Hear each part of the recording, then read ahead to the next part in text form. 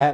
तो शरीर को आत्मा मान करके आजकल शिक्षा पद्धति धर्मनिरपेक्षता के कारण है, जब हम शरीर के नाश से आत्मा का नाश नहीं होता, इस सिद्धांत के आधार पर शिक्षा पद्धति को उद्भाषित करेंगे तो बुद्धि बहुत विकसित होगी।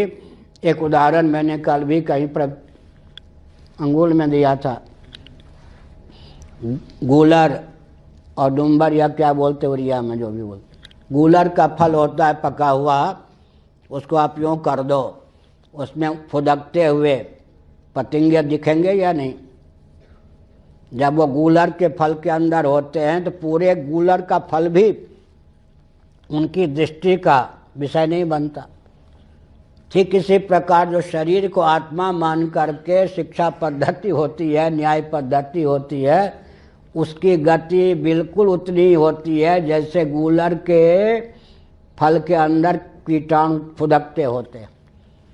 और हम लोगों के जो आध्यात्म को क्रियान्वित करने वाली शिक्षा पद्धति या आध्यात्मिक धार्मिक आधार पर शिक्षा पद्धति का निर्माण होता है, उसमें पृथ्वी, पानी, प्रकाश, पवन, आकाश, दिक्, काल सबको आत्मसात करने की क्षमता होती है। बल्कि काल की सीमा में और काल की परिधि से अतीत जितने तत्व हैं, सब में व्यक्ति की मेधा शक्ति अकुंठित भाव से, अवरुद्ध भाव से जा सकती है।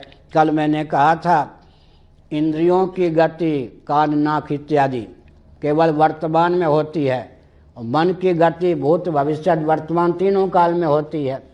और कहीं मन को प्रशस्त कर दिया जाए तो मन की गति कालातीत पदार्थ में भी हो जाती है। जब शरीर को आत्मा न मानकर, शरीर के नाश से जीवात्मा का नाश नहीं होता, शरीर के भेद से जीवात्मा में भेद की प्राप्ति नहीं होती, इस सिद्धांत के आधार पर शिक्षा पद्धति का निर्माण होता है, तो व्यक्ति की बुद्धि कहीं भी कुंठित नहीं होती।